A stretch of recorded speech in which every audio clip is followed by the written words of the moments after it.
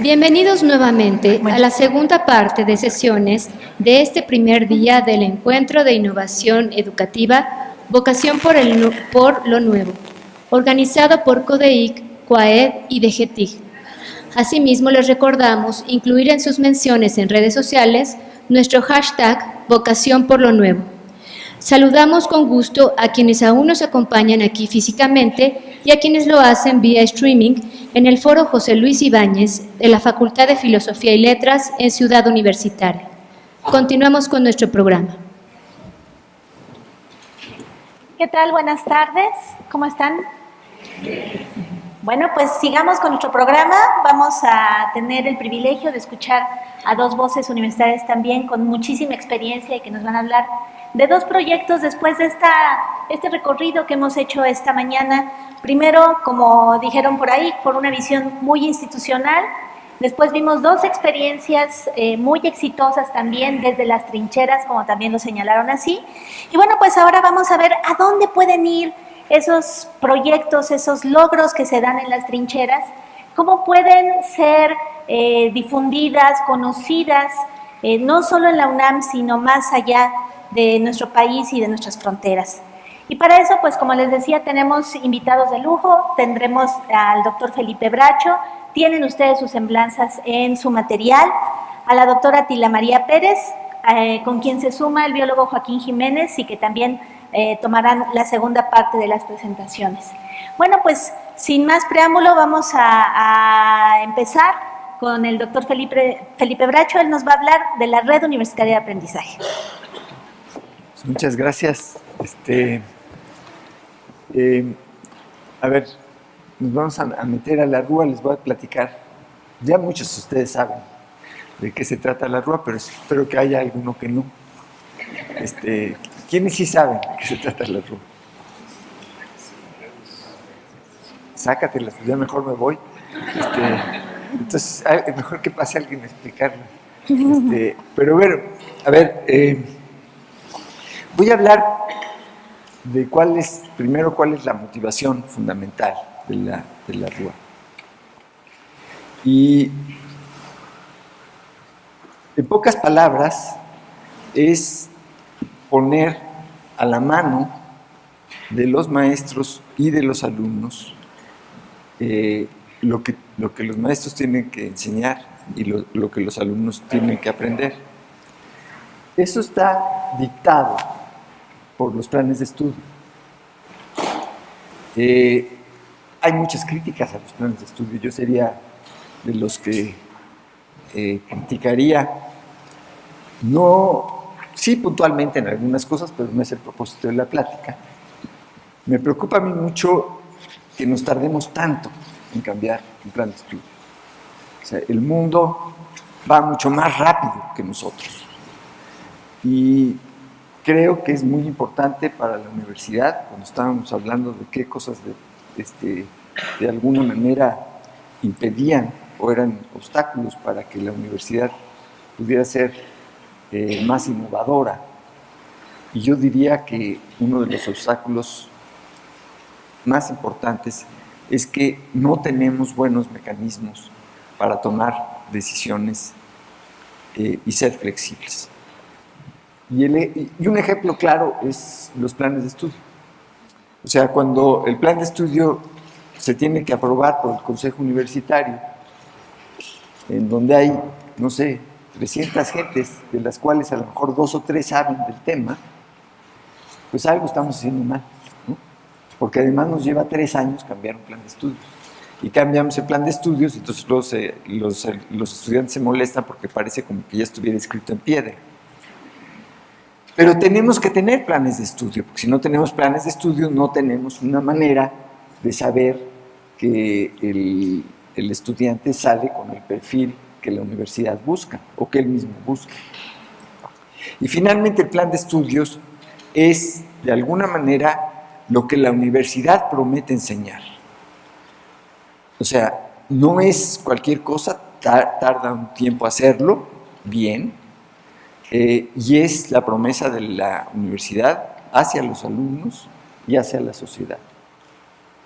El problema no es solo que se tarde mucho y que se nos se nos atrasen los planes de estudio, sino que muchas veces ni siquiera se conocen.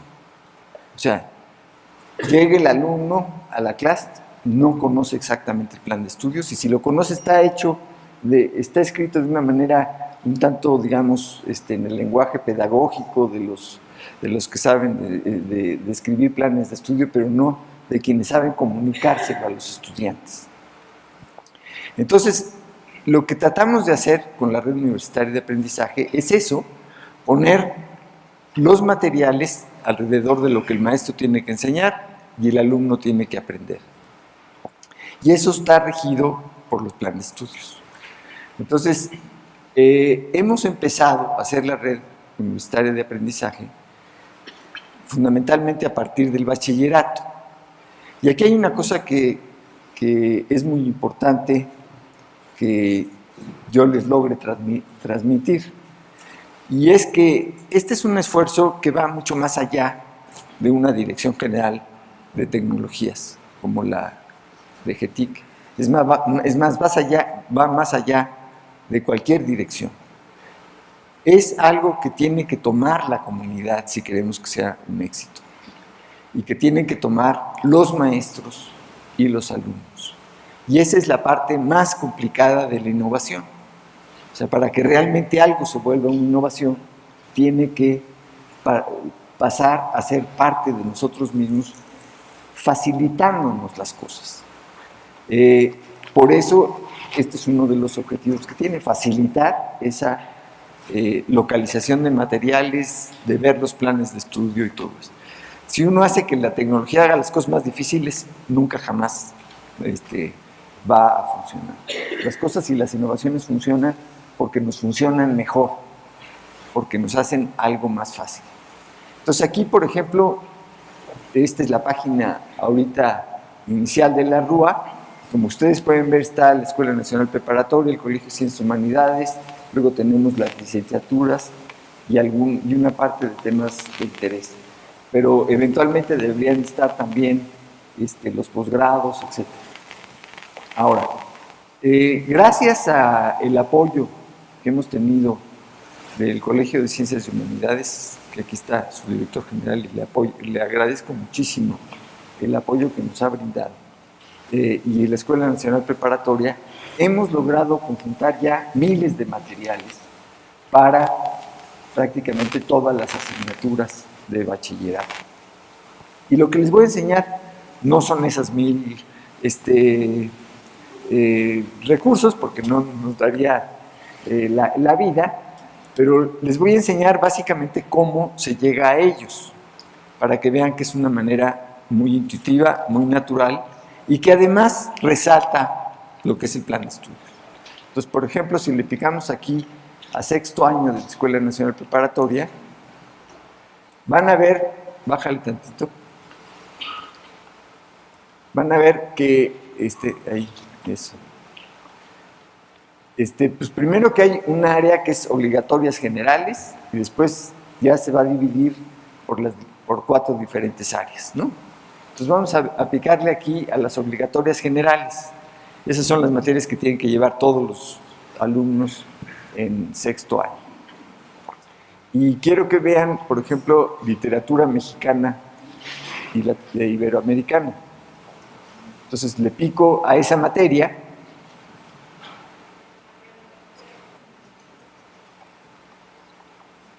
¿Qué pasó? Mi querido Guillermo.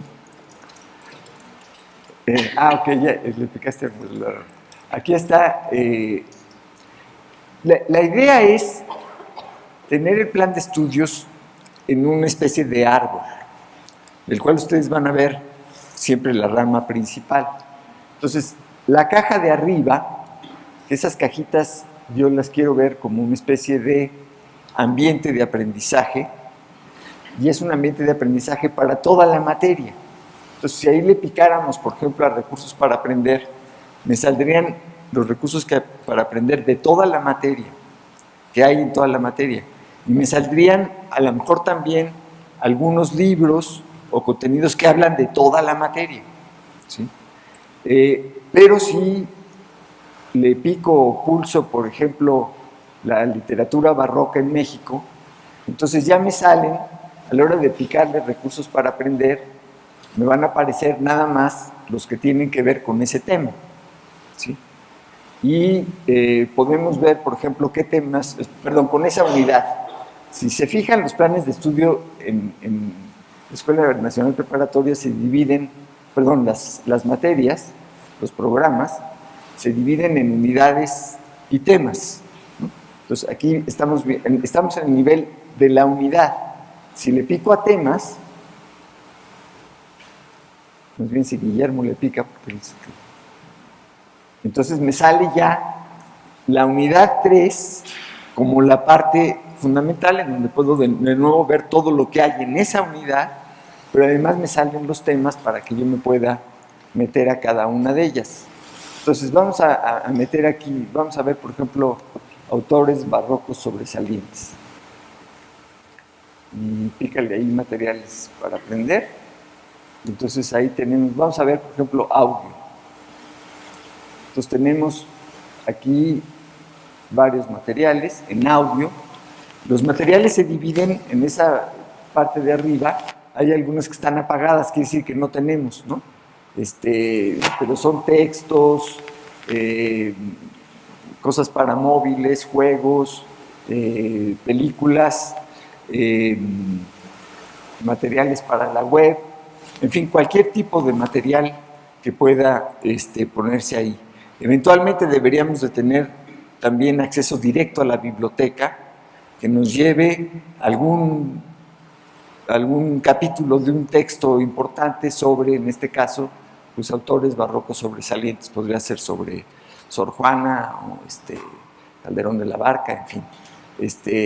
Vamos a buscar ahí Primero Sueño.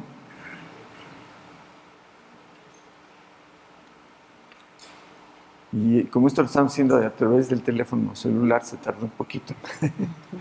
Pero ahora, bájate, bájale, eso. En la barra de la derecha. Es que ahí está el audio, sí.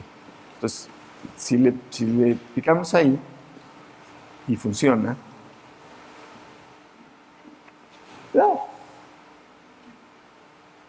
eso.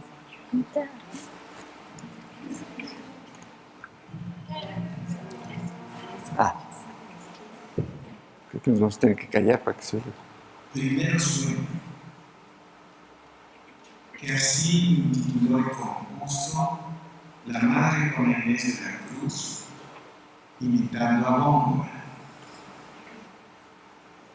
Quiero que lo oigan un... Y caminar honesta de la tierra nacida sombra al cielo encaminada, de vanos obeliscos punta altiva, escalar pretendiendo las estrellas, si bien sus luces bellas exentas siempre, siempre brillantes, la tenebrosa guerra de húmedos vapores de intimada, la pavorosa sombra aflictiva, burlaban, tan distantes que su atesado seno al superior complexo aún no llegaba del orbe de la diosa que 3 veces hermosa. Ese es precioso. La diosa que 3 veces hermosa, que es la luna, ¿no? Son las 3 fases de la luna. Pero a ver, esto tiene que ver con lo que yo les trataba de comunicar en la primera parte de este seminario, de este taller que es muy importante.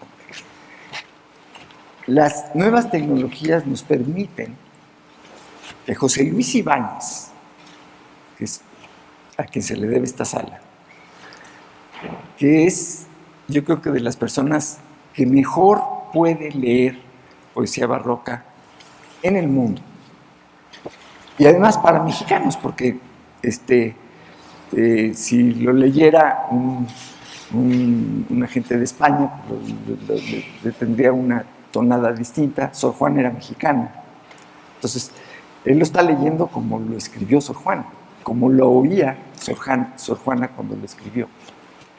Y lo fantástico es que esto lo podemos tener como parte de lo que es nuestro curso de literatura en la Escuela Nacional Preparatoria de Literatura Mexicana. Y lo podemos poner en el salón de clase y podemos lograr lo que ustedes sintieron cuando oyeron a José Luis Ibáñez hablar aquí, en su recinto. Y esa capacidad de emocionarnos es fundamental para que esto signifique algo y no sea nada más una serie de fechas alrededor de Sor Juana que los alumnos se tienen que aprender. O sea, es una manera de crear a una persona, de hacerle sentir lo valioso que es la vida, lo valioso que fue la vida de Sor Juana y lo que nos dejó y lo que nos va a dejar José Luis Ibáñez, que afortunadamente todavía está con nosotros. Pero ya nos lo dejó para que lo oyeran ahorita. Y les aseguro que muchos de ustedes, estoy casi seguro, que va a haber alguien que se va a ir a su casa y lo va a oír todo. Y eso sería el mejor regalo.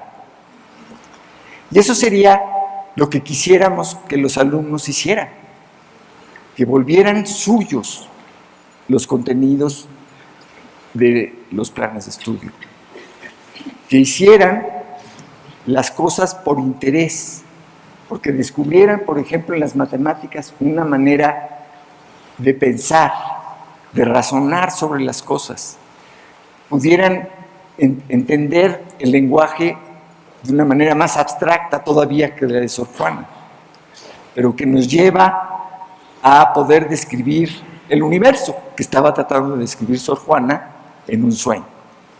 ¿Sí? Y eso es, y lo mismo digamos para la química, para la física, para cualquier materia, ¿no? La filosofía que digamos. Tenemos materiales y cosas que podemos hacer, con las cuales podemos hacer de la experiencia de aprender y de enseñar algo mucho más rico que lo que era nada más con un pizarrón y un gis. Y creo que esa es nuestra obligación como maestros. Lo que estamos haciendo aquí, entonces, es poner a la mano esas cosas para el maestro, en este caso de literatura. Viene también, si la buscan, para cada uno de los recursos que tenemos ahí, viene toda lo que llamamos la ficha técnica, en donde se le da crédito a quien participó. Si se bajan, píquenle a colaboradores. A colaboradores. Ahí, abajito, donde está tu... No, ya te pasaste. Arriba, es como la piñata. dale. Si le pican, aparece José Luis Ibáñez, ¿no? Y aparecen las gentes de Descarga Cultura que han hecho esto, y que nosotros, sí, y aquí están, y que nosotros pues, nos hemos aprovechado, ¿no? Pero ese es el gran beneficio de ordenar las cosas bien, porque podemos aprovechar lo que todos hacemos cuando tenga algo que ver con el plan de estudios y con el currículum. Pero además, también a la hora de poner el plan de estudios y el currículum a la vista, nos hace ver fácilmente los huecos que tiene o las cosas que sobran, ¿no? Y cómo podemos introducir nuevas tecnologías, por ejemplo, para la enseñanza de las matemáticas, para la enseñanza de la química, etcétera, y como acabamos de oír, pues hasta para la enseñanza de la literatura. Ahora, quiero que vean es decir, ¿qué es la RUA? Bueno, hay una parte que quiero decir que es importante. Si se fijan, en este caso, cuando estamos hablando de autores barrocos sobresalientes, hay varios botones que no se ven, yo no los veo, pero el primero es, ¿qué dice Guillermo? No, abajo, recursos encontrados. Aplicaciones. aplicaciones móviles. Ok, ahí se nos están los tipos de recursos que hay. Pero también en donde está, en la misma barra de recursos para aprender, hay varias opciones. La primera era la de temas, esa siempre existe. La segunda es lo que ya debo saber. Esos son los recursos que deberíamos de tener para que un alumno que quiere llevar esa materia sepa qué es lo que tiene que saber, ¿no? Cuáles son los conocimientos previos que necesita para llevar esta materia. Después están los recursos para aprender la materia, que es el que le picamos. Después vienen recursos para la autoevaluación, ¿no? Y aquí podríamos poner preguntas sobre primero sueño, a ver qué pensaste o qué frase se te ocurrió, te quedaste en la cabeza. Y el siguiente son recursos para el maestro. Ahí la idea es que podamos poner, y esto tiene mucho que ver con el propósito de este taller, porque ahí podemos poner sugerencias didácticas para el maestro, cómo enseñar cada tema y cada materia, y que los maestros sugieran nuevas formas de enseñar cada uno de los temas, cada una de las unidades, cada una de las materias. Ahí podemos poner películas de los alumnos haciendo cosas alrededor del tema, podemos poner experimentos, muchas cosas para que el maestro dé una mejor clase. Pero también para que los maestros como comunidad cooperen para que todos hagan una mejor clase. Porque, les repito, la idea de esto es hacer realmente un repositorio. Sí, voy a acabar aquí, porque ya estoy casi acabando. Para que todos podamos colaborar, ¿sí? Y aún esas botones que están apagados nos dicen algo muy importante. Porque ¿qué es lo que nos dicen? Pues que no tenemos nada sobre eso, ¿no? Y que quiere decir que tenemos una agenda que llenar. O sea, nos da a nosotros como comunidad saber que no tenemos nada para que el maestro dé una buena clase o para saber más sobre Sor Juana, ¿no? Ya hay muchos materiales. Hoy mismo, buscando, me encontré materiales del CCH y materiales de la Escuela Nacional Preparatoria, pero que no están en los lugares en donde hemos buscado. Más sobre, en este caso, más sobre Sor Juana, interpretaciones de Primero Sueño, que no hay ninguna que sea la correcta, ¿no? Yo creo que ni la propia Sor Juana la tenía, pero finalmente se siente fantástico escucharla, ¿no? Y luego, por último, está el botón de para saber más, que ese es el que le estaba yo diciendo. Bueno, pues no tenemos sobre esas cosas. Ahora, quiero que vean, vete al principio de la Rúa. Ay, no, mire, al buscador. O sea, la Rúa también es un repositorio. Entonces vamos a buscar ahí José Luis Ibáñez. Es más, la Rúa está basada no, pero sí, creo que no le pusiste bien, ¿eh? Es que dice Ibáñez o no sé qué. Eso. No puedes poner la ñ. Bueno, pero aquí está. Entonces, aquí está todo lo que ha colaborado José Luis Ibáñez. Y si ustedes empiezan a colaborar, pues entonces va a haber para cada maestro en que ha colaborado, cuántas gente lo han visto, y vamos a tener una manera de colegiadamente ir enriqueciendo este repositorio e ir enriqueciendo la experiencia de nuestros alumnos con nuestro trabajo. Entonces, es un repositorio, pero es un repositorio que se organiza alrededor del plan de estudios. Y hablando de innovación, es muy importante esa frase que dije, que dice lo que los alumnos tienen que aprender y lo que los maestros tienen que enseñar. Porque la tecnología se vuelve una innovación cuando realmente te ayuda a hacer cosas. Y en este caso, te pone en la posición en la que naturalmente está el maestro y naturalmente está el alumno, de qué es lo que tengo que aprender. Y ahí está, ¿no?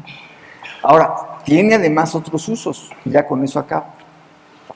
Porque piensen, por ejemplo, en un alumno de tercero de secundaria, que quiere ver qué es lo que va a ver en la Escuela Nacional Preparatoria, en el Colegio de Ciencias y Humanidades. Pues ahí está el plan de estudios, ahí están los materiales, ahí está lo que ya debe saber, etcétera, para que todo México y todo el mundo lo vea. ¿Sí? Y digamos, más adelante, el alumno ya está en tercer año de bachillerato, ya va a entrar a una carrera, y tiene que escoger la carrera. Entonces puede ver cuáles son las carreras, cuáles son los planes de estudio, cuáles son los materiales que debe de saber, qué es lo que se supone que ya debe de haber aprendido, y cómo va a aprender todo eso. Y va a poder tener entonces una idea mucho más clara que si nada más pues ve los planes de estudio por ahí, ¿no?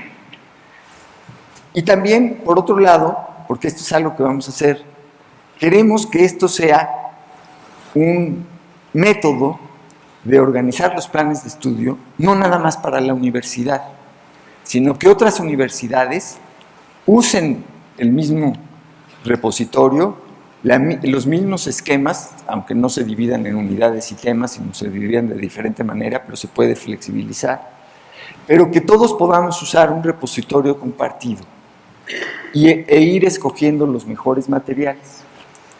Y iba yo a terminar con eso, pero voy a terminar con otra cosa. Porque miren, mucha gente siempre pregunta, bueno, pero esto, ¿qué tiene que ver con la educación a distancia y con los LMS y los cursos en línea? Tiene mucho que ver, ¿sí? Pero no es lo mismo. Todos los materiales aquí están abiertos alrededor del plan de estudios. Y cuando normalmente uno se inscribe a un curso en línea, tiene que inscribirse para poder ver los materiales. El hecho de que los materiales estén aquí abiertos hace que cualquier maestro que quiera poner un curso en línea puede usar los materiales que están aquí para su curso en línea. Y debería poder hacer su curso en línea y si necesita algún material, ponerlo aquí para que todos lo vean. Pero el hecho de que los materiales estén abiertos les permite pasar por un proceso muy importante, que es un cierto proceso de evolución. Y yo siempre pongo este ejemplo. Miren, si piensan en matemáticas de bachillerato, yo no sé, el Baldor, ¿cuánta gente de ustedes lo conoce o lo llevó en matemáticas? Yo les aseguro que hay 4 o 5 libros de matemáticas en general para bachillerato, pero hablemos, por ejemplo, de cálculo. Hay 4 o 5 libros con los que uno cubre el 80% de la población de estudiantes en el mundo. ¿Y por qué? Porque esos 5 libros han llegado a ser clásicos a través de un periodo de evolución. Las editoriales se mueren por tener un clásico de esos, o sea, porque lo venden por millones. Entonces, todo el tiempo están promoviendo sus nuevos libros de cálculo. Y de repente de esos 5 libros clásicos, uno se mete y otro se sale. Ese es un proceso de evolución en donde los maestros van escogiendo los libros que más les gustan para dar su clase. Eso debería de pasar si ponemos los materiales abiertos. Y no pasa si los tenemos cerrados dentro de los cursos. Con eso termino.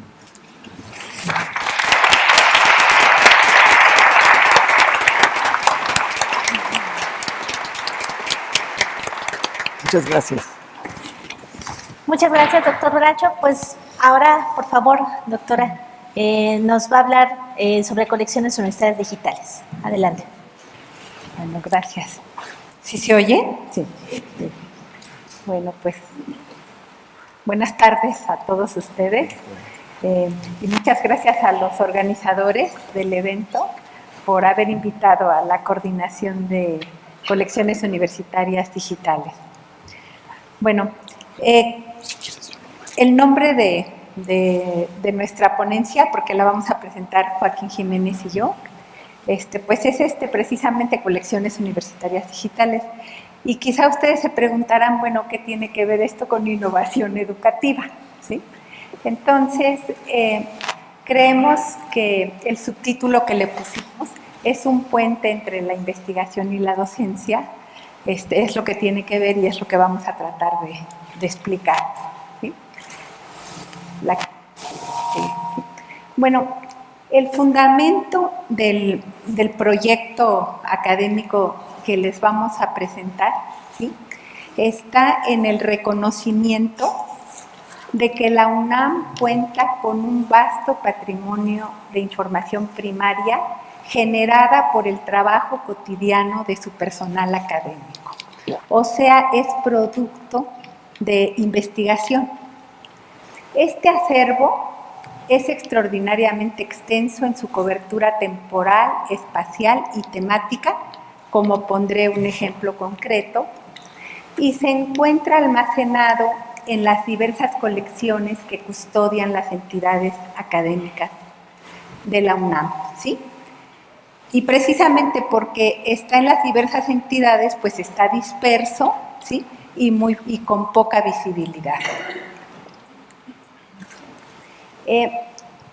La coordinación de colecciones universitarias digitales precisamente fue creada en 2013 con el fin de desarrollar y administrar una plataforma transdisciplinaria de datos con herramientas para la integración, administración, consulta y difusión de los acervos digitales universitarios, ¿sí?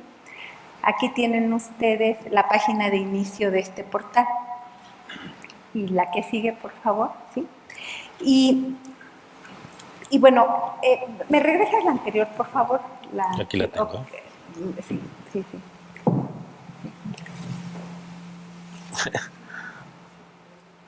La que sigue, ¿sí? Bueno, les decía yo que fue creada para desarrollar una plataforma transdisciplinaria de datos, ¿sí? Lo que se integra en esa plataforma es lo que se ve en el portal, que se puede consultar. La que sigue, ¿sí? La anterior, esa, ¿sí? Entonces, se desarrolló la plataforma, también se desarrolló el portal, y el lanzamiento del portal se realizó hace casi exactamente un año, en marzo del año pasado, en un evento encabezado por el señor rector, el doctor Enrique Graue. Y con el lanzamiento del portal se puso a disposición de la sociedad una herramienta de frontera que esperamos convencerlos que se trata de una herramienta de frontera. Joaquín precisamente va a navegar el portal, ¿sí?, para consultar las colecciones universitarias y aprovechar así el creciente ámbito de los datos, lo que genera nuevas oportunidades para la educación, la investigación, la innovación y la toma de decisiones. La que sigue. Bueno, voy a dar un ejemplo de a qué nos referimos con esta integración de datos de diversas áreas de la UNAM. Si ustedes están en el portal y, por ejemplo, quisieran saber qué hay de moluscos, ¿sí?, el portal les va a dar como resultado los moluscos que hay en la colección del Instituto de Biología, en la colección de moluscos de Ciencias del Mar y en la colección paleontológica del Instituto de Geografía. Entonces, 3 colecciones que están aisladas, a través de este portal se integran los datos. Como es un portal de datos abiertos, estos datos se pueden descargar, ¿sí? Pero no solo se pueden descargar en la base de datos, sino que esa descarga se puede hacer en un mapa, ¿sí? Y a ese mapa se le pueden poner diferentes capas de escenarios de cambio climático global, de áreas protegidas, que vienen de otras entidades de la UNAM, como es el Instituto de Geografía y el Instituto de Ciencias de la Atmósfera, ¿sí? Entonces, imagínense ustedes el potencial que tiene la integración de las múltiples y diversas áreas que cultiva nuestra universidad, ¿sí? Y este impacto, ¿verdad?, tendría que ver con generación de conocimiento y tendría que ver también con información. Esto nos permite hacer trabajo transdisciplinario que es tan fundamental en estos tiempos para encarar los grandes desafíos de la humanidad, que son problemas complejos, ¿no? Como el cambio climático global, las enfermedades emergentes, la pobreza, etcétera. La que sigue, ¿sí? Entonces les decía que les iba a poner un ejemplo de una colección que es el Herbario Nacional, ¿sí? El Herbario Nacional es considerado el más grande de América Latina. ¿Sí? Cuenta con más de 1.400.000 ejemplares y es la colección más completa a nivel mundial de plantas mexicanas. Y su historia se remonta a 1888, ¿sí? Esta colección pertenecía al Instituto Médico Nacional y la UNAM la adquirió bajo custodia en 1929, el año de la autonomía de la universidad. Quien custodia esta colección es el Instituto de Biología y son los académicos del Instituto de Biología los responsables de su conservación, de su catalogación y su estudio. Entonces, esta colección, con todas las identificaciones actualizadas, los datos, bueno, desde la adquisición de los ejemplares que tienen que ver con colecta, es producto de trabajo netamente académico, ¿sí? Y les pongo de ejemplo esta colección, pero imagínense lo mismo con la colección de fósiles, con la colección de obra artística del Instituto de Investigaciones Estéticas y con muchas otras, ¿sí? Entonces, la que sigue es, los datos de esta colección se van a integrar a la plataforma que desarrolló la SECUT y la desarrollaron jóvenes universitarios, ¿sí? Jóvenes universitarios. Y esta plataforma, en realidad, son 3 plataformas. Una de datos, donde están los datos de la especie, la quién colectó el ejemplar, quién lo identificó. También tiene otra plataforma que llamamos de objetos digitales, que es donde estos ejemplares herborizados, bueno, en el Instituto de Biología se digitalizan, aquí se ve la captura de los datos y los objetos irían a esta plataforma, los datos a esta plataforma y los mapas se integrarían a esta tercera plataforma y las 3 en sí constituyen una porque son interoperativas. Y esta es la plataforma que alimenta el portal de datos abiertos, como ya les había dicho, pero también esas consultas se pueden hacer desde el salón de clases, ¿verdad? Y bueno, no solo en la universidad, porque son datos abiertos, entonces esto no nada más es para académicos y estudiantes universitarios, sino para cualquier universidad o para la sociedad o para los tomadores de decisiones del gobierno y también a nivel internacional, ¿sí? También se pueden descargar, la descarga de datos se puede hacer a computadoras locales y también esta información que está integrada en esta plataforma, pues puede también pasarse, ¿sí?, a recursos de aprendizaje. A ver, ¿sí? ¿cómo ya es ya? Como sería Ya la tengo RUA, aquí. ¿sí? La RUA. 3. Creo que es muy atinado 3 de que mano. nos hayan, que estemos ¿Lo oyes bien? en esta sesión presentando No, digo, por un lado ¿pero la ya lo oyes RUA, bien? ¿sí?, y por otro lado Bueno. el portal ¿Entro de por datos este lado, abiertos por donde de- estoy yo, o de por la atrás? universidad. La que sigue. ¿Sí? Y yo les puse ejemplos de grandes, les he hablado de grandes colecciones ¿Ya como se lo el doy? Herbario Nacional, la paleontológica, etcétera, ¿sí? Sí. Pero también muchos académicos tienen en sus cajones, tienen colecciones que solamente ellos saben que las tienen, ¿sí? O sea, no tienen que ser colecciones de 1 millón de ejemplares, pueden ser de 200 ejemplares, de 500, y son colecciones que a mí me tocó vivir, ¿sí?, que cuando el académico se retira, se pierden, ¿sí?, porque están en sus cajones y ni los familiares los quieren ir a recoger esos materiales, ¿sí? Pero también hemos identificado con otros nombres otro tipo de acervos, de colecciones, que son, por un lado, las publicaciones y repositorios, o sea, materiales que ya están en repositorios, y lo último que es con lo que estamos trabajando son los datos generados por las investigaciones de los académicos, que son los que luego se publican, ¿sí?, que son los que generan las publicaciones, ¿sí? Entonces, imagínense ustedes que esos datos, ¿sí?, que son producidos por la investigación, también pueden ser consultados por este portal. O sea, que los estudiantes trabajarían con la misma materia prima que trabajan los investigadores, ¿sí? Entonces, la que sigue, y aquí le voy a pasar el micrófono. Gracias. A Joaquín. Bueno, buenas tardes. Yo voy a continuar un poco con la plataforma y luego podemos navegarla.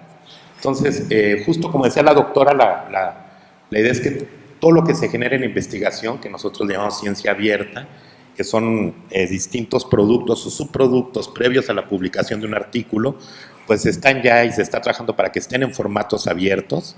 Y en este caso, por ejemplo, son justamente los datos abiertos lo que trabajamos. Existe también, como comentaba el doctor Bracho, ¿no?, en la docencia, pues está en toda esta parte de la cultura de la apertura, en donde hay objetos como en RUA de aprendizaje abiertos, y el problema es que se manejan como dos sistemas totalmente independientes, la investigación y la docencia. Nosotros lo que buscamos, y este tipo de plataformas para lo que funcionan muy bien, es para generar puentes entre la investigación y la docencia, ¿no? Todos los contenidos que están en la investigación, que sean abiertos, pueden consultarse desde plataformas en la docencia, y de esa manera conectar, justamente como comentaba la doctora, la materia prima que están usando los investigadores en su trabajo cotidiano, pues puede ser utilizada por los maestros y los alumnos dentro de las aulas, ¿no? En el caso de los datos abiertos, bueno, la característica que tienen es que tienen una licencia, unos términos de uso que permiten ser utilizados, reutilizados y redistribuidos libremente por cualquier persona. Entonces, bueno, en el esquema lo que sean los cuadritos, un poco la idea es que esos acervos que están totalmente dispersos en distintas colecciones de la universidad, pues se puedan integrar en la parte de la docencia como un solo objeto. Entonces, bueno, lo que vemos abajo nada más es justamente datos que se generan en la investigación, como las colecciones científicas, a través de estas plataformas, pues que puedan ser utilizadas en las aulas. Entonces, bueno, podemos navegar un momento en el portal.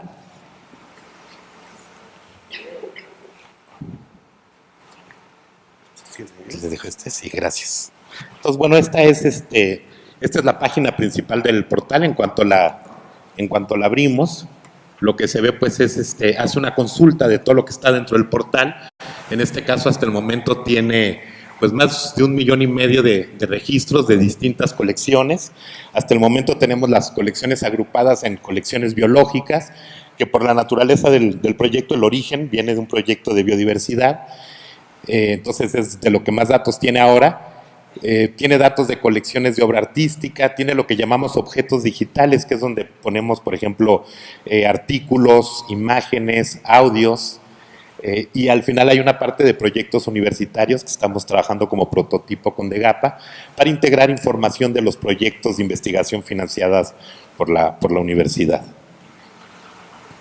Entonces, bueno, si vamos, podemos ver del lado izquierdo, nos vuelve a agrupar todos esos datos, cómo están distribuidos por colecciones, el Herbario Nacional, la colección de insectos, el archivo fotográfico de investigaciones del Instituto de Investigaciones Estéticas, la biblioteca digital Silvestre Revueltas, que es el archivo de Silvestre Revueltas, de partituras principalmente. Entonces ahí podemos ver, ¿no?, la lista de todas las colecciones, ciencias del mar, investigaciones sociales, y todos estos datos se van integrando a partir de estándares. Cada tipo de colección tiene un estándar común y de esa manera podemos consultar, aunque sean registros de distintas colecciones, como si se tratara de una sola. Aquí vemos las entidades, luego los registros, cómo se dividen por países. Obviamente, pues siendo la UNAM, pues la mayoría son registros tomados en México. Podemos ver a este nivel en general todavía, pues todos los registros a nivel de estados, cómo se distribuyen los estados. Podríamos ver aquí los estados donde más, que más registros tienen, de los que la UNAM tiene más registros. Y de este lado vemos los mismos datos, pero de una forma gráfica, ¿no? Cómo se divide pues de una manera visual. Y aquí ya la idea es que el usuario puede ir poniendo filtros para ir seleccionando. Por ejemplo, podemos ver colecciones biológicas y vuelve a hacer todo el proceso, ¿no?, de agrupar toda la información, pero ya solo de las colecciones biológicas. Entonces vemos ya, por ejemplo, aparecen nombres comunes como plantas, mariposas, escarabajos, y es aquí donde el alumno puede empezar a escoger qué grupos quiere ver, o el profesor dentro del aula. El portal también tiene un API en donde uno se puede conectar. Otra plataforma puede conectarse directamente a las bases de datos con consultas preestablecidas e ir tomando todos los datos. Entonces vamos a ver, por ejemplo, de plantas. Y aquí vemos, ¿no?, ya de plantas, hay 900,000, poco más de 900,000 plantas. Esta información la podemos ver en un mapa. Este es el mapa de las plantas que tiene la UNAM colectadas en sus herbarios. Podemos acercarnos, evidentemente la mayoría son de México. Y aquí se pueden, como comentaba la doctora, ir agregando capas como de otros institutos. Esta es una lista de capas que se pueden ir agregando. Por ejemplo, de ciencias de la atmósfera, pues vienen capas de escenarios de cambio climático. Y entonces aquí se pueden empezar a hacer este tipo de objetos en donde se ven distribución de especies con escenarios de cambio climático, ¿no? Se pueden ir poniendo pues, la hidrografía, áreas naturales protegidas, ¿no? Entonces se va generando información que se va adecuando a las necesidades pues en este caso del alumno. Y también toda esta información se puede ver directamente, los registros. Esto ya es una lista de todos los registros que hay. Aquí son de plantas.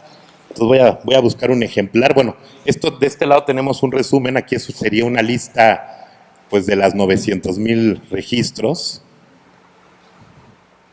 Aquí podemos verlo. Se continúa. Viene uno por uno numerados todos los registros. Se pueden seguir haciendo filtros o se puede hacer ya directamente una consulta.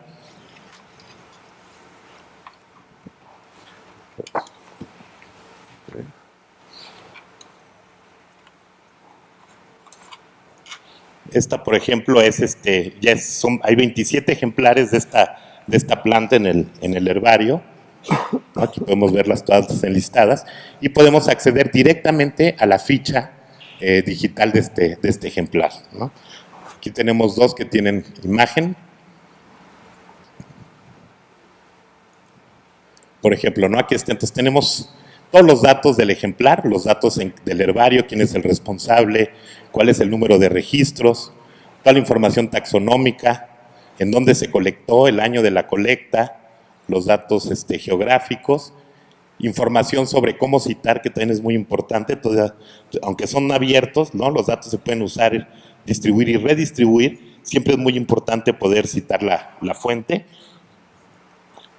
Y después vienen, por ejemplo, la imagen del ejemplar, son imágenes en alta resolución, esta es la flor de muerto.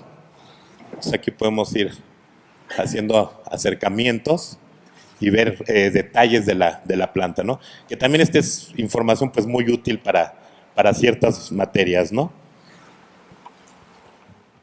Entonces podemos, bueno, ir recorriendo toda la estructura de la planta. Y del lado derecho usamos linked data, es decir, que estos datos consultan a su vez otras bases de datos y podemos ver aquí, bueno, cuántos otros ejemplares hay en la colección, o podemos ver nombres comunes en español, en náhuatl y en otras lenguas. Entonces, pues toda esta información acompaña a los ejemplares y esto ya se puede convertir en un objeto de aprendizaje al consultarlo, ya sea directamente a través del portal en la aula.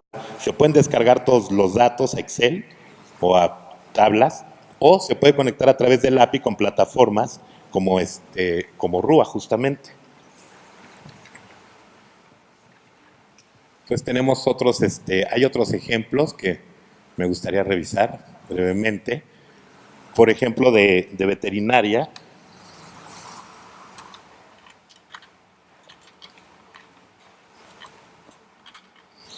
Esta es una colección estoy buscando sarcoquistes.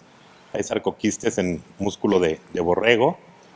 Esta es una colección de imágenes que tomaron para investigación, fueron imágenes que se tomaron con microscopio, y entonces aquí se pueden encontrar todos los datos, igual que habíamos visto en el otro, todos los datos de la colecta, pues es una colecta.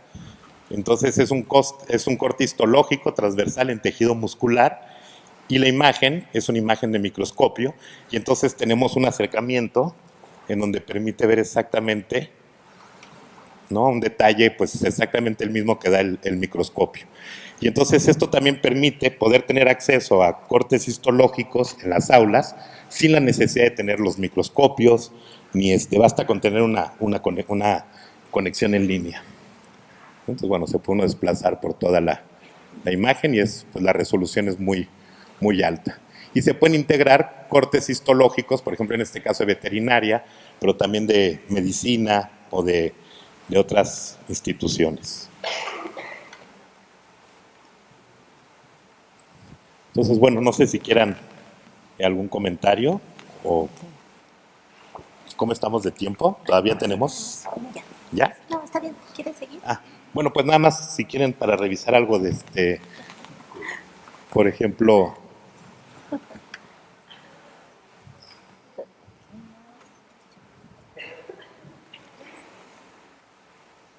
vamos a ver de la Biblioteca Silvestre Revueltas. No tenemos, este es el archivo. Y podemos ver, por ejemplo, aquí.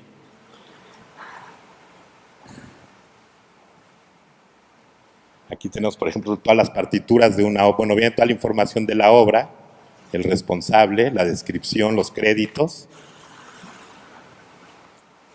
Y aquí podemos ver, pues, todas las partituras. No alcanzo a ver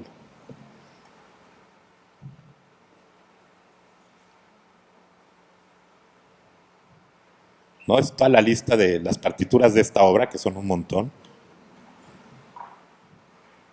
Sí, esta es de las que más extensas que tiene. Y son las versiones originales de su obra, ¿no? Tiene también, bueno, podemos entrar a las imágenes, ¿no? También para ver con detalle toda la escritura. Y ver también, pues escuchar, estas son las introducciones de esta pieza. No sé si se escucha.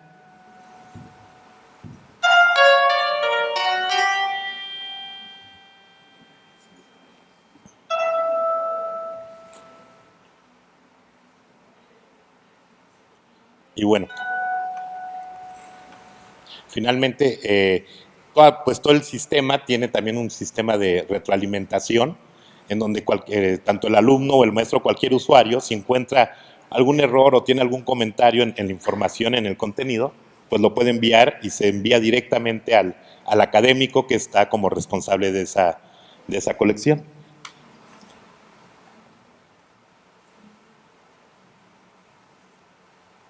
Entonces, y bueno, por último, por ejemplo, proyectos universitarios son las descripciones de los proyectos, pero aquí lo que permite también es ver qué investigadores están trabajando con qué temas en la universidad. Por ejemplo, podemos buscar sismos. Esto es un prototipo todavía de 2 años, ¿no? De proyectos del 2009 al 2011, pero vemos entonces que hay 4 proyectos en geofísica de sismos, 2 en ingeniería, uno en el Centro de Investigaciones en Geografía Ambiental de Morelia y otro en el Instituto de Física. Y desde aquí pues ya se pueden ir haciendo los filtros y entrar directamente a toda la información y la descripción del proyecto. Estamos trabajando ahora para integrarle a estos proyectos terminados todos los productos derivados, ¿no? Entonces, pues bueno, esto es una muestra rápida de cómo funciona este portal, pero creemos que lo más importante para este evento es justamente que todo esto que proviene directamente de la investigación puede conectarse con esto totalmente abierto y puede conectarse con la docencia. Muchas gracias.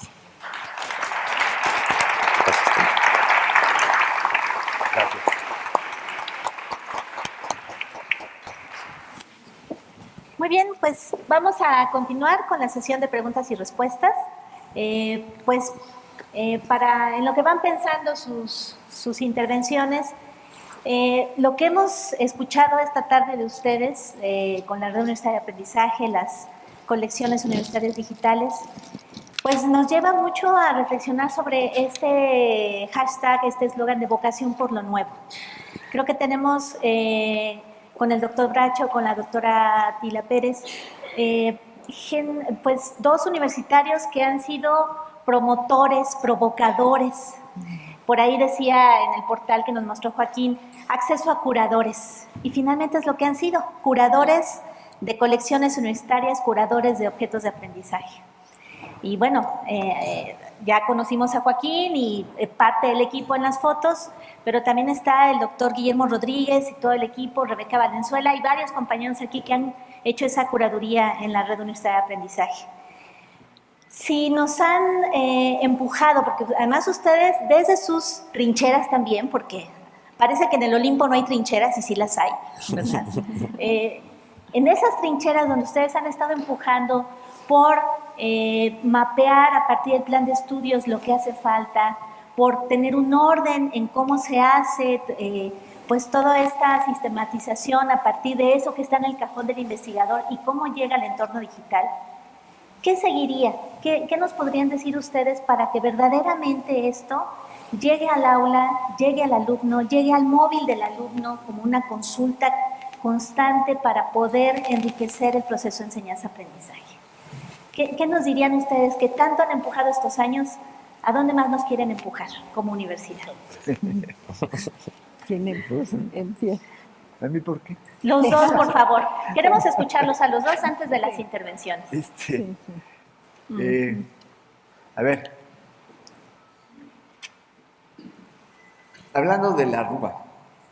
La RUA es un proyecto que si realmente funciona, que yo espero que sí, es interminable. La idea es que siempre se vaya mejorando. Que sea una herramienta para facilitar incluso el cambio de planos de estudio, la mejora en los planos de estudio. Y ahora estamos haciendo también algo que todavía es muy temprano para enseñarlo, porque me gusta enseñar las cosas cuando ya están hechas, pero estamos haciendo una aplicación que se podrá descargar por los alumnos y por los maestros para ayudarlos en el quehacer de la enseñanza y el aprendizaje. Y la RUA va a formar parte de eso, porque se va a hacer una RUA más inteligente, más personalizada, y la idea, y eso es algo que hemos trabajado con la CODEIC y con la COAED, yo estoy muy orgulloso de tener esta relación con la COAED y la COEDIC, porque nos permite trabajar juntos en ideas y problemas que tenemos diferentes. Entonces, la DGTIC está un poquito como para proveer las soluciones tecnológicas, pero ya el aprovechamiento de eso nos rebasa. Tenemos que empezar a pasarlo hacia las escuelas, hacia la comunidad. Y esta aplicación nos va a permitir tener información de lo que sucede, de parte de lo que sucede en el agua. Porque en una cierta visión un poco negra que tengo yo de repente, les puedo decir que lo que pasa en el salón de clases es que entran un grupo de estudiantes, entra un maestro y salen una lista de calificaciones. Pero ¿por qué salieron esas calificaciones? No tenemos la menor idea. Cuando no hay un examen departamental, que no lo hay en muchos casos. Y aunque supiéramos a través del examen departamental, no tenemos mucho que hacer. ¿Sí? Si tenemos una visión, información, datos sobre lo que está pasando en el salón de clase alrededor de qué ejercicios pudieron resolver los alumnos en tal y tal materia, y los vamos siguiendo, podemos saber, por ejemplo, con qué probabilidad un alumno va a desertar, o saber qué objeto de aprendizaje sería bueno recomendarle para que lo viera. O saber, por ejemplo, cosas como, les voy a poner un caso, ¿qué pasa? Pero no nadie se da cuenta. Un maestro de matemáticas en primer año de bachillerato, en el CCH, pues todos sus alumnos pasaron muy bien con 10 y 9. 10 y 9. Pero luego al siguiente año les va mal, ¿no? Empiezan a reprobar y unos sacan 6 y ahí van, ¿no? Nadie se da cuenta. Son datos que no se analizan. Y obviamente quiere decir algo importante. Todos ustedes deben tener ya ahorita una hipótesis de qué es lo que pasó. ¿Cómo qué crees que pasó?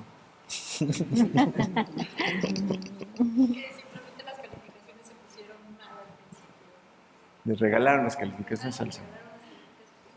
Y esa es una consecuencia de lo que pasa. Pero si no le damos seguimiento a eso, no nos damos cuenta de lo que está pasando.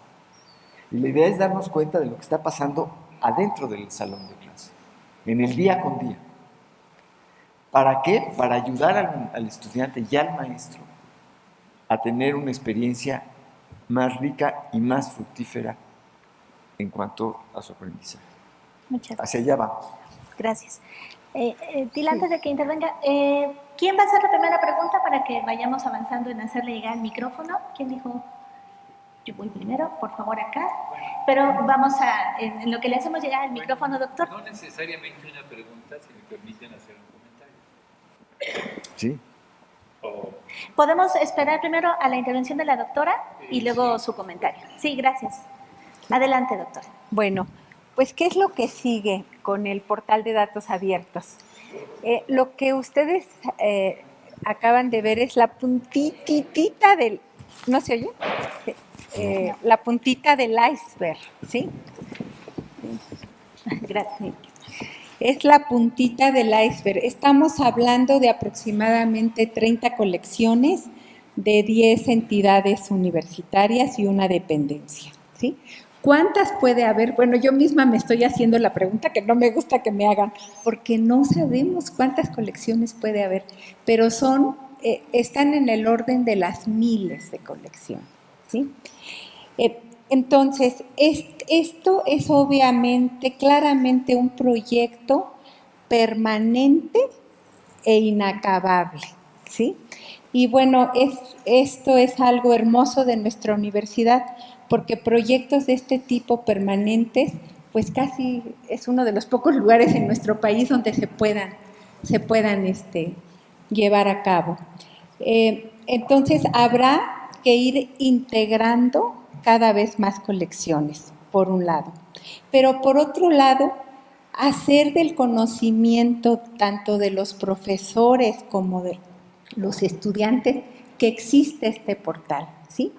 Y este conocimiento tiene que ir emparejado con el desarrollo de programas educativos que mejoren la capacidad de conocimiento y manejo de los datos, porque este es un campo nuevo, o sea, cómo se descargan los datos, cómo se integran de una base de datos con otra base de datos, con mapas, imagínense ustedes que en un futuro pudiéramos saber de una planta,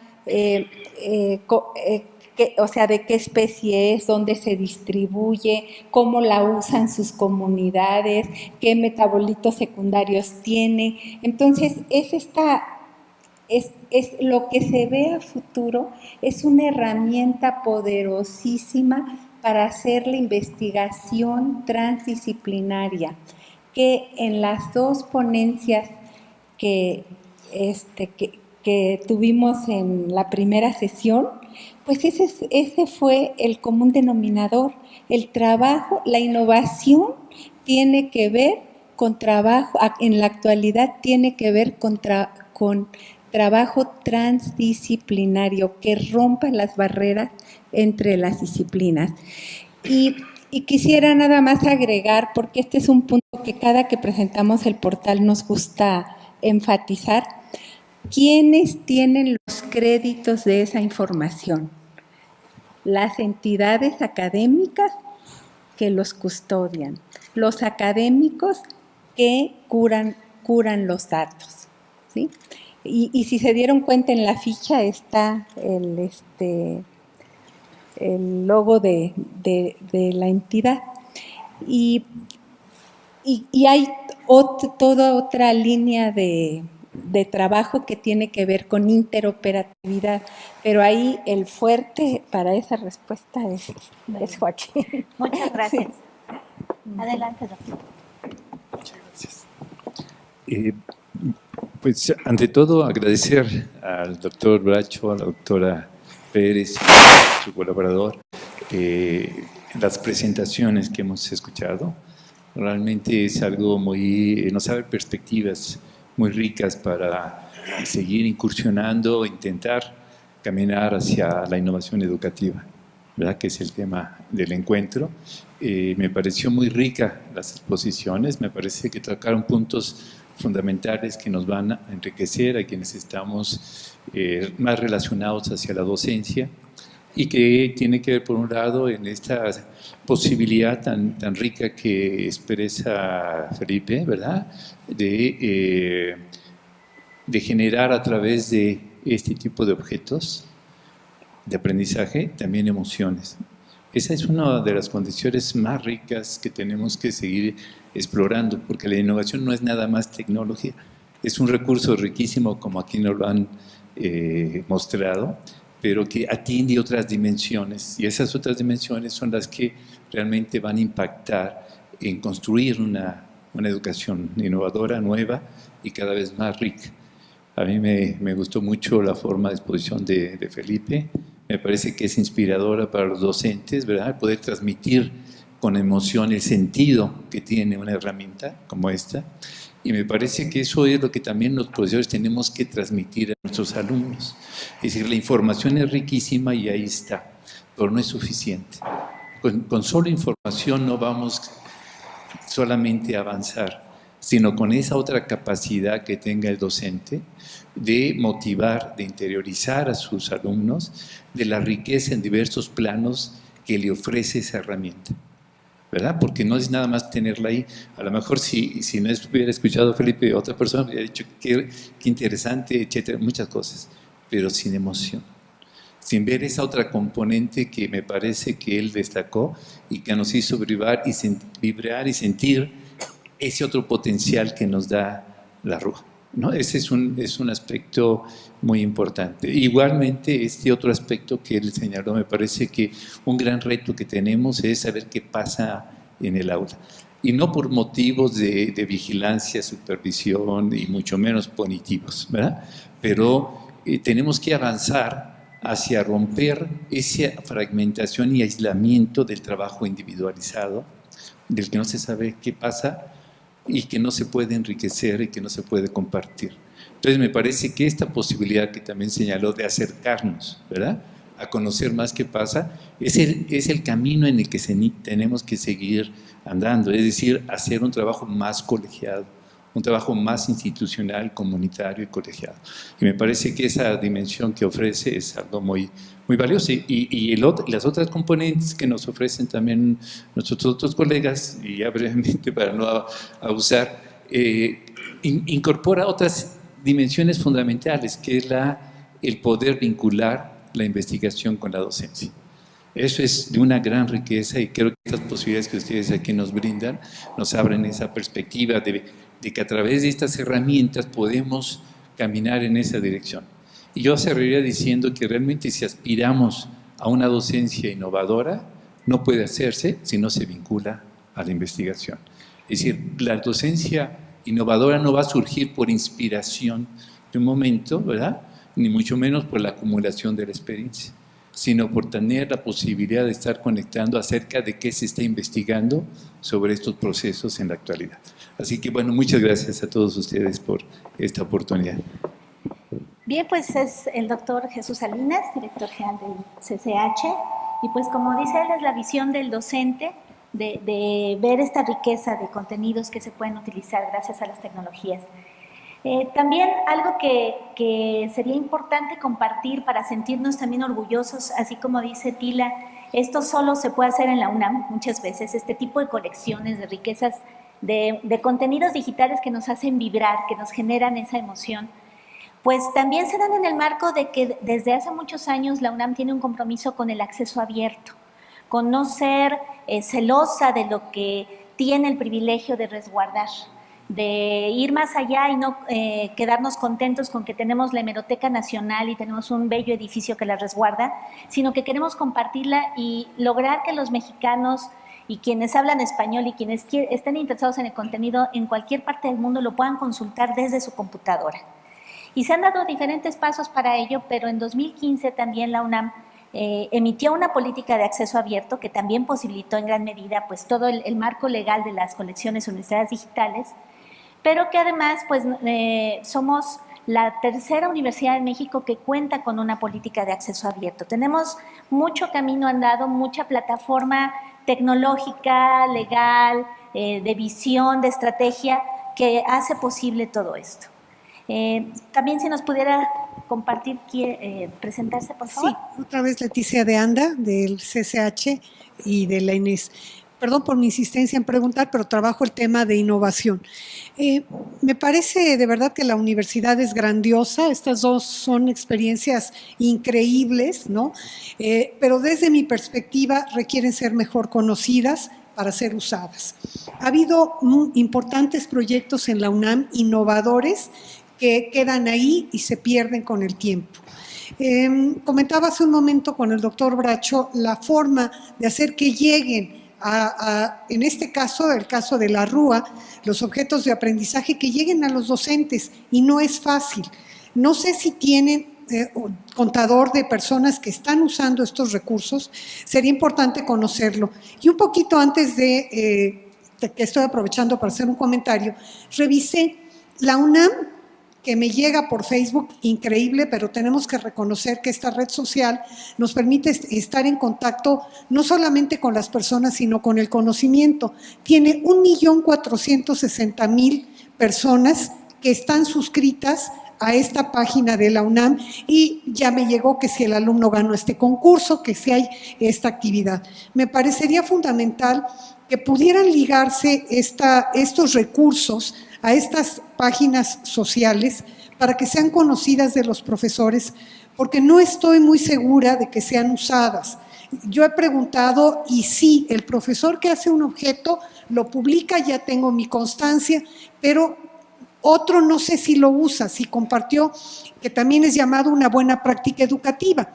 ¿Qué hice que me funcionó bien para que otro lo pueda apropiar y lo pueda compartir? Gracias, Leticia. ¿Quieren comentar algo?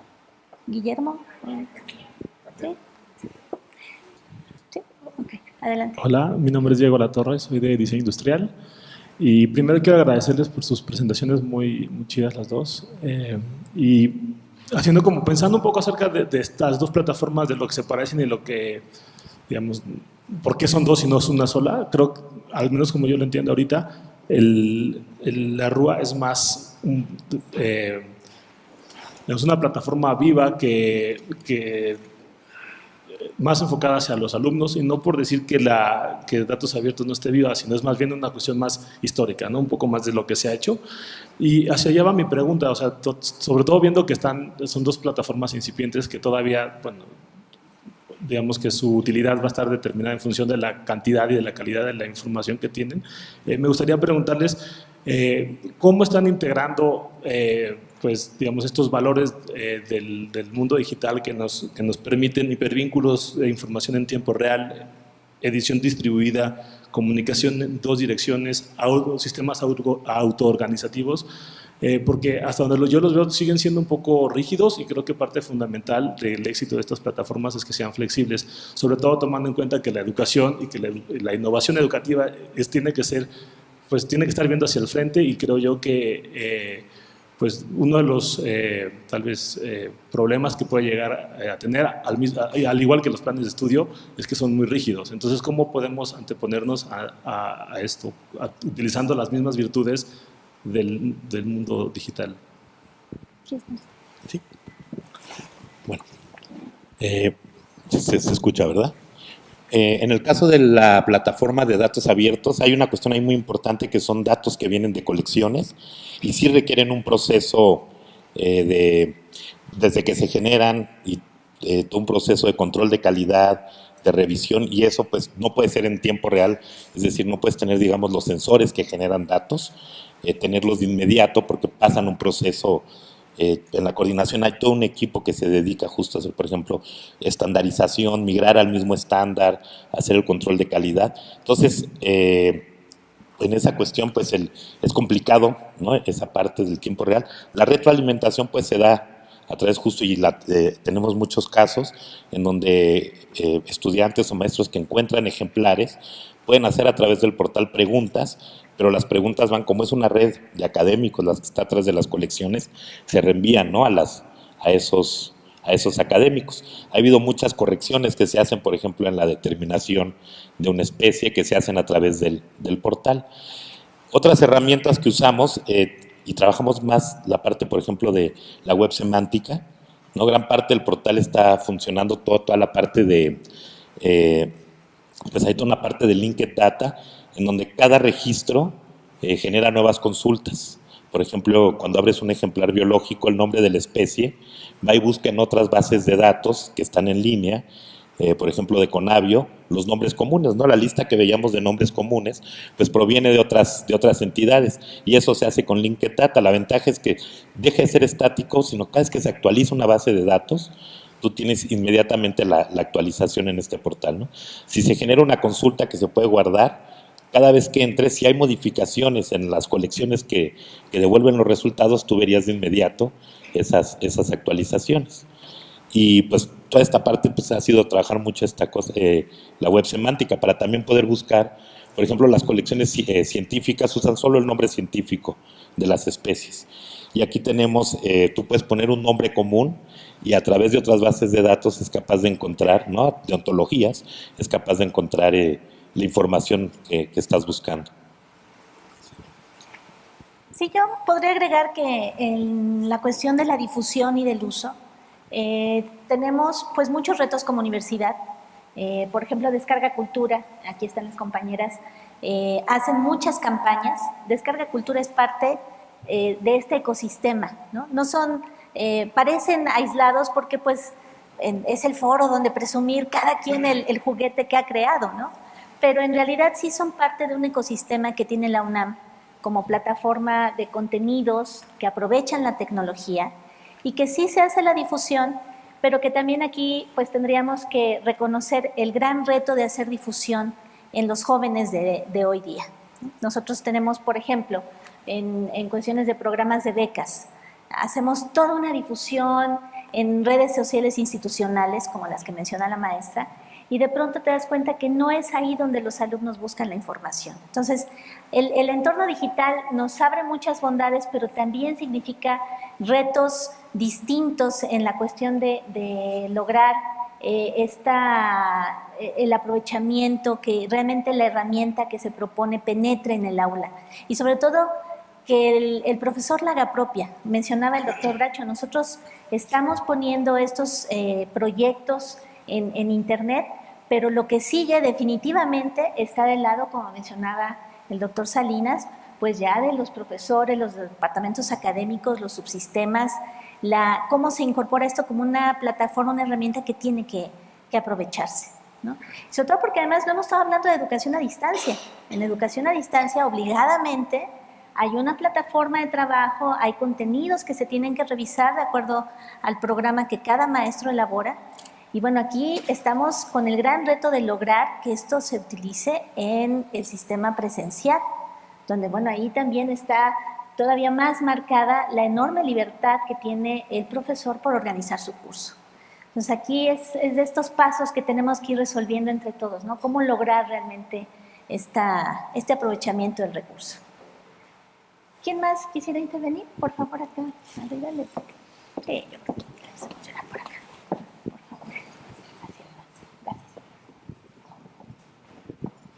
Gracias. Mi nombre es Miguel Ángel Bravo, del SAGE. Me gustaron mucho las dos exposiciones.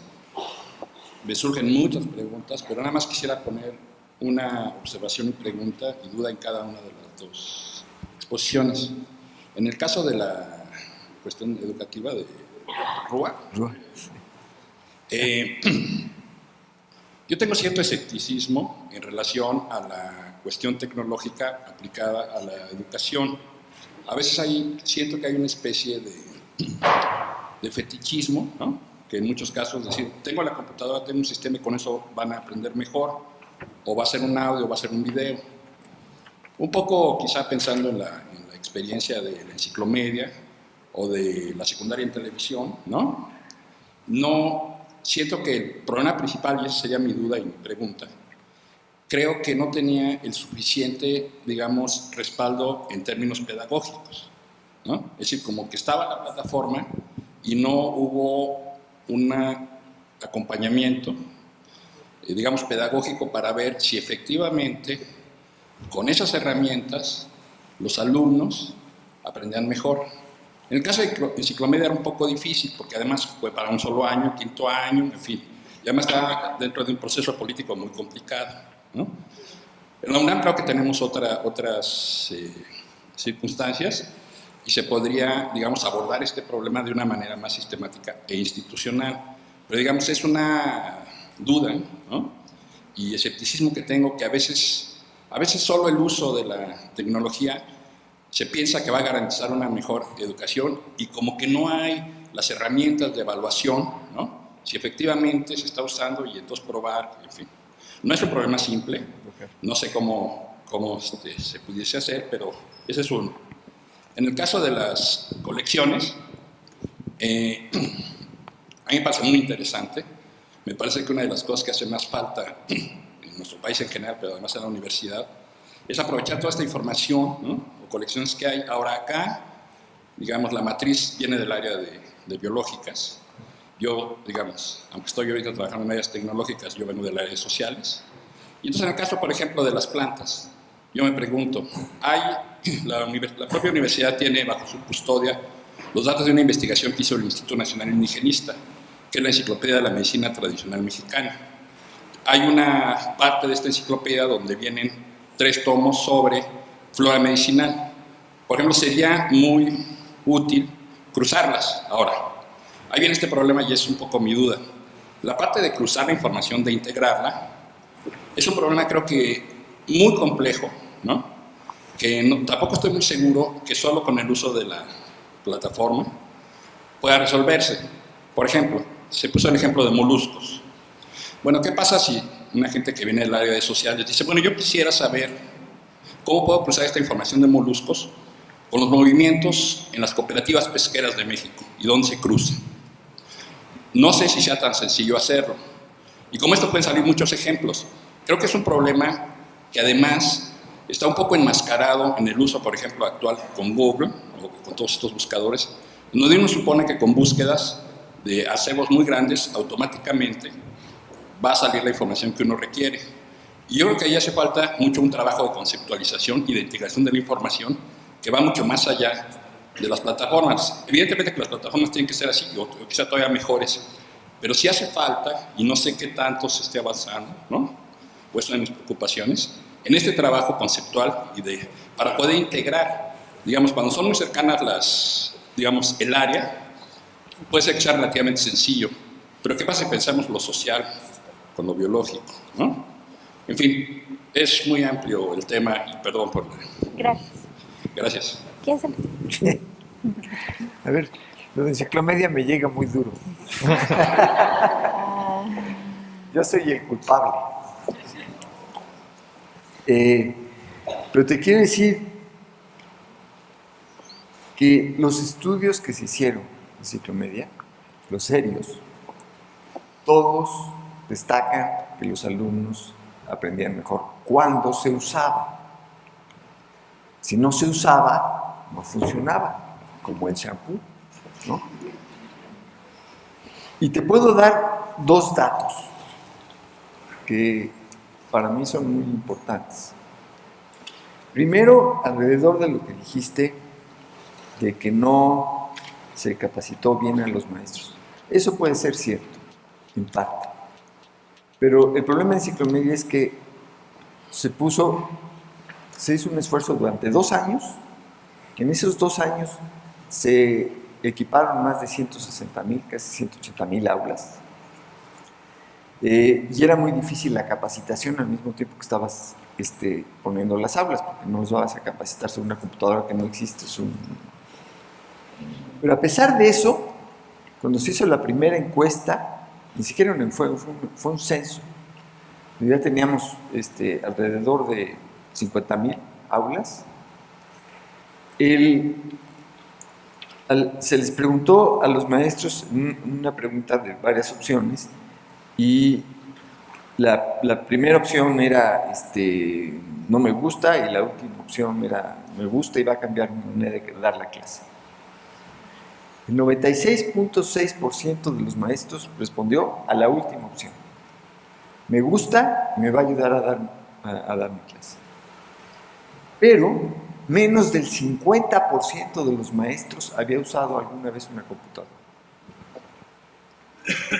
Era tan fácil de usar, precisamente porque estaba basado en los libros de texto, que no se necesitaba una gran capacitación para que los alumnos pudieran tener experiencias como las que acabamos de tener ahorita, porque les poníamos música, les poníamos películas, les poníamos muchísimas cosas alrededor de cada uno de los temas.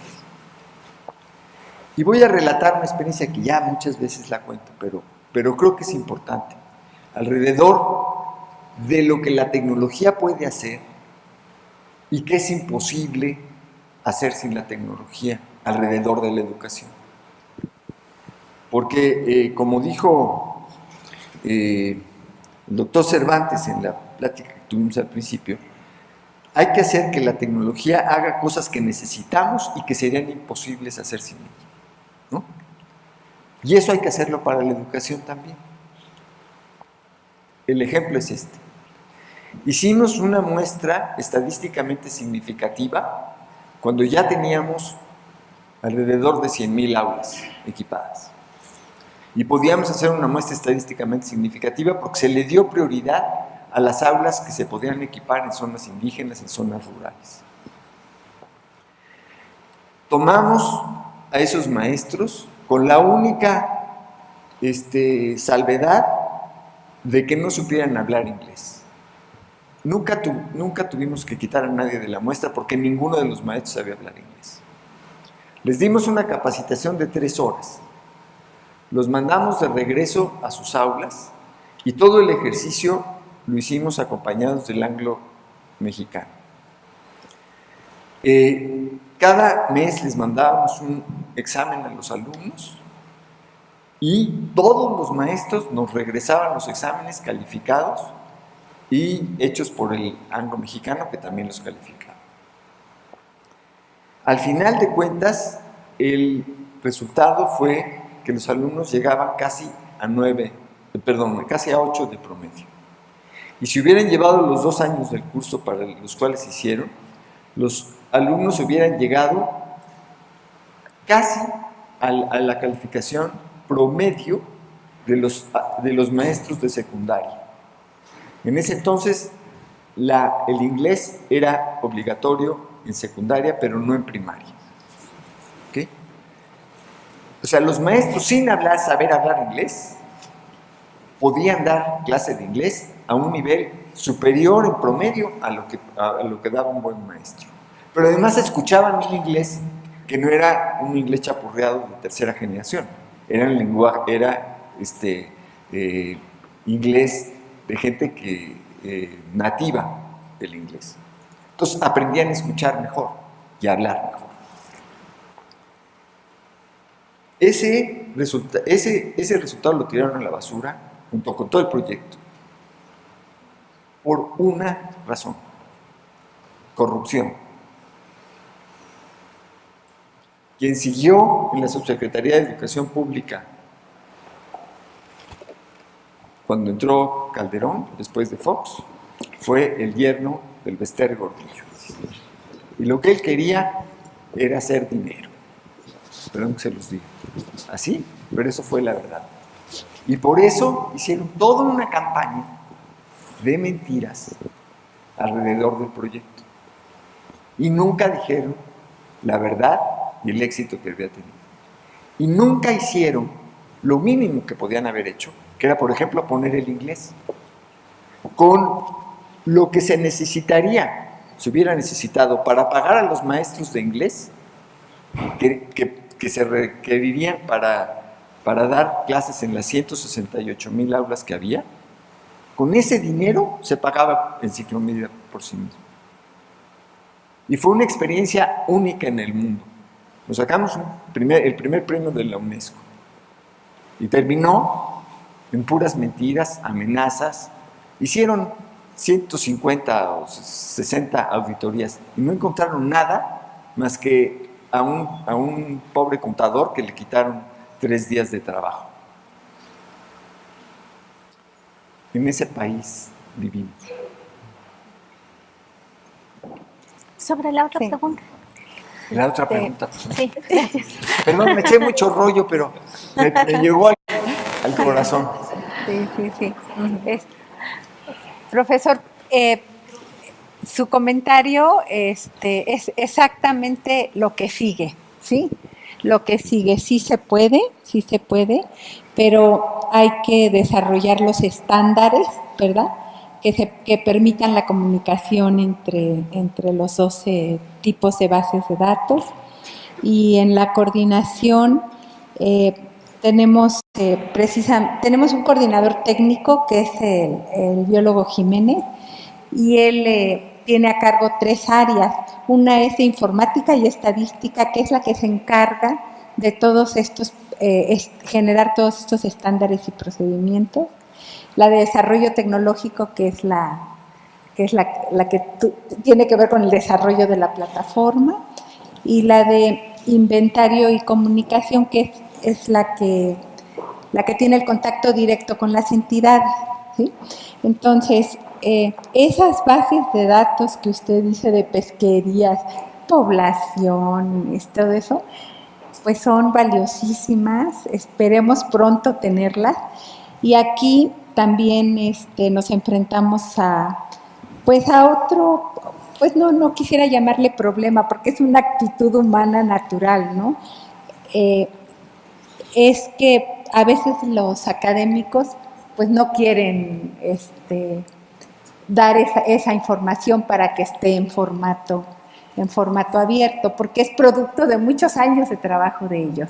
Pero lo que nos hemos dado cuenta es que precisamente cuando ven el portal ha tenido el efecto de que quieren que sus datos estén allí. O sea, entonces, estamos muy optimistas que sí vamos a obtener esta información. No sé si tú quieras agregar más de esto. Pues miren, yo sé que tendremos horas interminables ante los contenidos digitales de la UNAM. Tú me dices, sí. Pero nuestra conversación ha tenido ya que llegar a su fin. Me gustaría que levantaran la mano quién va a hacer algo con lo que acaba de escuchar en estas 2 horas, que lo va a incorporar a sus clases, que se va a poner a navegar. Por favor, levanten la mano, realmente vayámonos, motivemos a estos 2 grandes innovadores de los contenidos en las tecnologías de la UNAM para que vean que sí sirve venir, echarse el rollo y ser entusiastas y contagiarnos, como alguien mencionó, de lo que ellos han venido realizando. Pues de verdad ha sido un honor moderar esta mesa. Le agradezco al biólogo Joaquín Jiménez, a la doctora Tila María Pérez, al doctor Felipe Bracho y a todos ustedes el que nos hayamos regalado este tiempo para estar más orgullosos de la manera como la UNAM vincula la tecnología y los contenidos, con todos sus asegúnes, con todas sus áreas de oportunidad, pero seguros de que entre todos lo haremos mejor cada vez. Muchas gracias a todos. Buenas tardes. ¿Ya? Agradecemos a los expositores en estas sesiones y al público presente su participación entusiasta con preguntas y respuestas. Asimismo, les recordamos el programa del día de mañana, que en su primera sesión será docencia y formación, con los temas formación docente, programa de seguimiento y evaluación de actualización del plan de estudios, y la sesión 4, entorno institucional, nuevas licenciaturas interdisciplinarias e el Instituto de Investigaciones Jurídicas Digital. Con esto damos por terminado este primer día de actividades del Encuentro de Orientación Educativa, Vocación por lo Nuevo, organizado por CODEIC, CUAED y DGTIC, el cual se desarrolló en el Foro José Luis Ibáñez de la Facultad de Filosofía y Letras de la UNAM en Ciudad Universitaria. Nos despedimos de quienes nos acompañaron vía streaming y les recordamos incluir en sus menciones nuestro hashtag Vocación por lo Nuevo. Los esperamos mañana para comenzar a las 10 en punto y continuar con el programa previsto. Muchas gracias y muy feliz tarde.